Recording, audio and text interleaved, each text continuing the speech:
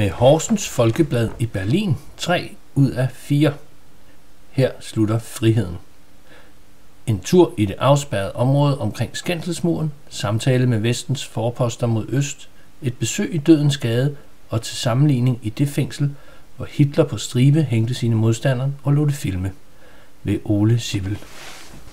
Da Khrushchev fra Kreml og Ulbricht fra Pankow i sommermånederne henholdsvis tordnede og ekkoede, at Sovjet ville slutte separat fredstraktatet med Østtyskland inden årets udgang, hvis vetmagterne ikke forinden havde indvilliget i optagelse af fredsforhandlingen om Tyskland med Sovjet, viste østtyskerne på tydelig vis deres indstilling til denne beslutning.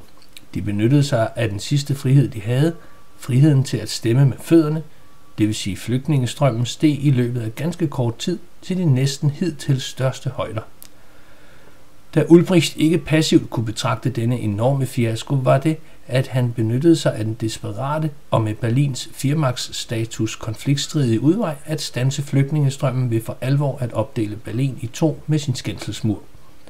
Trods højstemte erklæringer, ikke mere end en måned i forvejen om aldrig at ville gøre noget sådan, tvang han sine arbejdere til i huj og hast at opføre muren, besætte den med pigtråd og nu også med panser samt i dens nærhed at udlægge pigtrådsruller og spanske ryttere.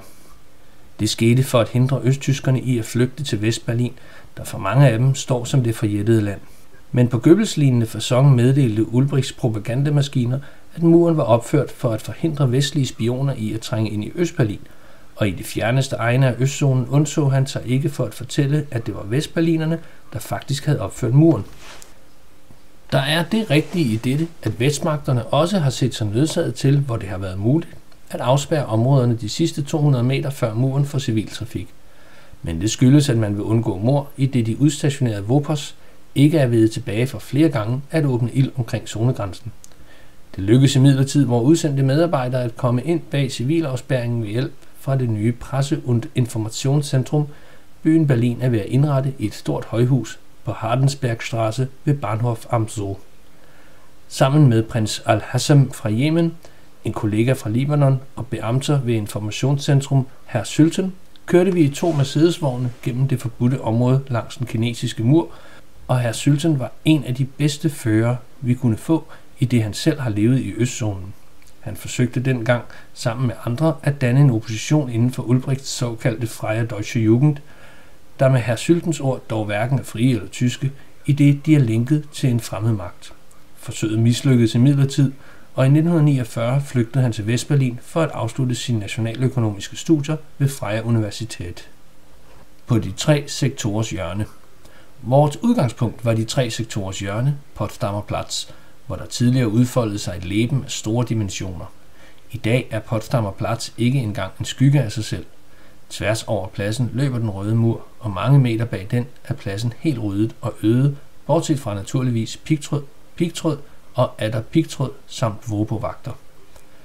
På deres side af muren har vestmagterne ved siden af en nu øde forfriskningsbåd, der vidner om, at her giver livet sin ret normale gang indtil den 13. august, opført et vagttårn, hvorfra man kan holde øje med, hvad der foregår på den anden side af muren. Her fra den tidligere bymidte har man også, når vejret ellers er i orden, et udmærket blik over på den verdenskendte forretningsgade Leipziger Straße.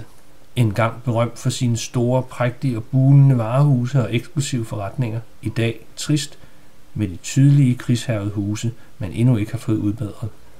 Til venstre herfor kunne man meget sigende i togen skimte den bunker, hvor Hitler sammen med Eva Braun omkom, og endnu mere til venstre Reichskanzlei. Noget tegn på, at det var her Hitler fandt døden, er der ikke. Bunkeren skyder bare op som en græsbevokset kuppel midt i det store røde område, hvor der engang var huse. S-banepenge til pigtråd. På Potsdamer Platz kunne man også se en af de mange lukkede U-banestationer, der findes i Østberlin. Tidligere var U-banenettet fælles, blandt andet fordi hermed befordredes de ca. 60.000 østberlinere, der arbejdede i vest, og de ca. 13.000 vestberlinere, der arbejdede i øst. Men da en del af østberlinerne også benyttede U-banen som flugtvej, ophørte samarbejdet automatisk den 13. august. Kun det fungerende S-banenet er endnu fælles, og det, der er under sovjetisk kontrol, fører i dag til den eneste grænseovergang, Friedrichstraße. En del vestberlinere har imidlertid propageret for boykot af S-banen i Vestberlin, således at man ikke, som det hedder, er med til at betale til opretholdelsen af muren og pigtråden. Ingen vestpenge til Ulbrichts ugerninger. Militær i parken. Fra Potsdamer Platz kørte vi videre mod Brandenburger Tor af vejen og stierne i det kæmpemæssige Tiergarten parkanlæg. Også herigennem løber 200 meter civilafspærringen, der fortsætter tværs over Straße der 17. Juni, som fører til Brandenburger Tor. Inden for 200 meter afspærring i Tiergarten er en del vestligt militær opmarcheret for bedre at kunne holde de til tænderne bevæbnede Vopos på den anden side af muren i skak, og i Reichstagsgebäude, som nu er ved at blive restaureret efter Hitlerbranden i 33, har britterne højt oppe observationsposter, som kan overskue hele pladsen foran Brandenburger Tor og endda kigge et pænt stykke ned i østzonen, blandt andet på Unter den Linden. 2 mindesmærker. I den allerførste tid efter krigens ophør var russerne helt alene som besættelsesmagt i Berlin, og dette tidsrum benyttede de blandt andet til at opføre et mægtigt krigsmindesmærke på Straße der 17. Juni. Det ligger lige bag 200 meter afspærringen og er nu indrammet af store pigtrådsruller.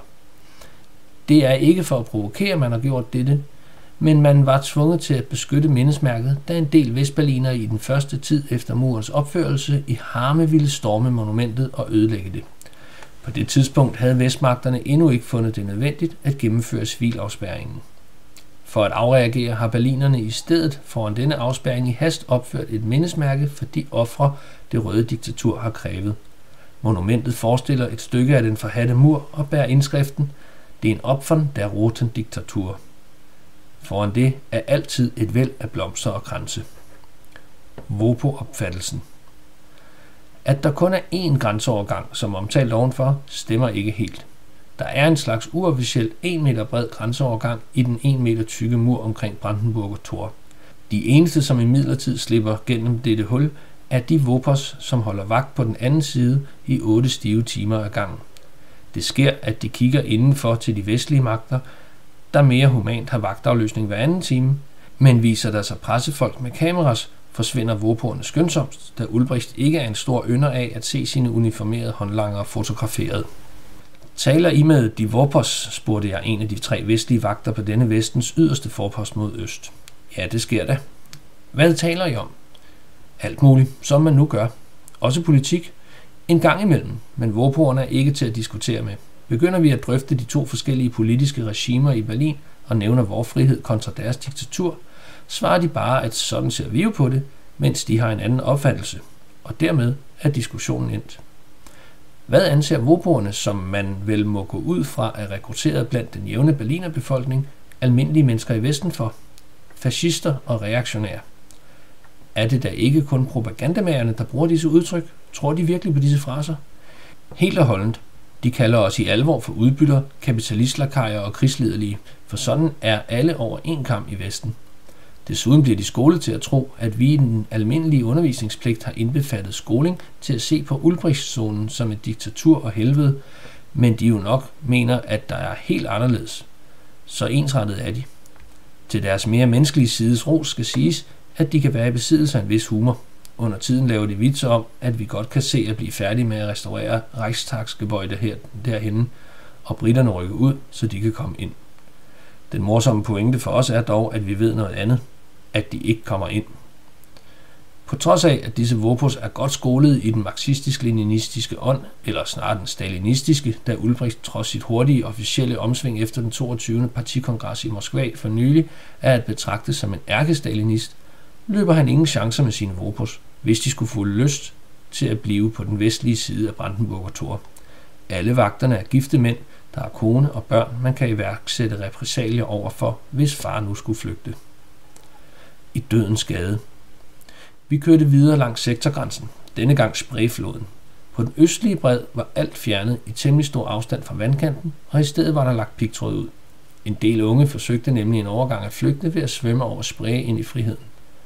Og så kom vi ind i den gade, der nu står som det mest betegnende symbol på, hvor grofuldt Ulbrichts regime er. Bernauerstraße, dødens gade. Husene på den ene side og selve gaden med begge fortorve er i den vestlige sektor, mens husene på den anden side er i den sovjetiske. Fordøren førte ud til friheden, bagdøren til diktaturet. Det var her mange østberlinere sprang ud fra vinduerne og blev opsamlet i net af de tilskikkede vestberlinske redningsmænd. Men det skete ulykkeligvis også, at nogen forfejlede deres spring og blev dræbt mod fortorvet. I dag er alle huse evakueret og vinduerne muret næsten hermetisk til. Her i Bernaustraße inden for den østlige sektorgrænse ligger også den berømte Versöhnungskirche, som havde en stor del af sin menighed i Vestberlin. Indtil 13. august tog ingen vestberliner hensyn til, at den lå i østzonen, men gik gennem de døre og porte i kirkemuren, som vender mod vest, når han skulle i kirke. Nu er døre og porte tilmuret, kirkemuren forstærket og besat med glassplinter, så ingen skal blive forledt til at klatre over. Hæderkransene sejrede over muren. Selv på tyskernes store nationale helligdag, den sidste søndag i november, Totensonntag, da man har skik for at smykke sine døde slægtninges grave med blomster, var der intet at gøre for de vestberlinere, som har slægtninge begravet i sovjetzonen eller omvendt. Ulbricht nægtede vestberlinerne adgang med den nærmest blasfemiske motivering, at man ville udnytte lejligheden til propaganda, og at hans egne undersåtter skulle få lov at bevæge sig over i Vestberlin, kunne der selvfølgelig slet ikke være tale om. Men vestberlinerne fandt en måde at hædre deres døde slægtninge på alligevel. Man lagde kransene og blomsterne ved de tilmurede kirkedøre og porte. Som meget sigende afslutning på vores sektorrundfart førte Beamter Sülten, hvis far selv blev myrdet i en af Hitlers korsetlejre, også ud til Plötzensee-fængslet i Nordberlin. Her hængte Hitler i massevis i 2 små rum de nazimodstandere, deriblandt generalfeltmarskal Witzleben, der havde været med i det mislykkede attentat mod ham i 1944, 6 gange. Og denne massehængning lå han filme, så han senere kunne fornøjes over den, sagde Sülten, og tilføjede med væmmelse, delikat fornøjelse. Der gik et stykke tid, hvor ingen sagde noget, så afbrød en af os stilheden med ordene, ja, og derover er hans diktatur kun blevet afløst af et andet. Ole Sibbel.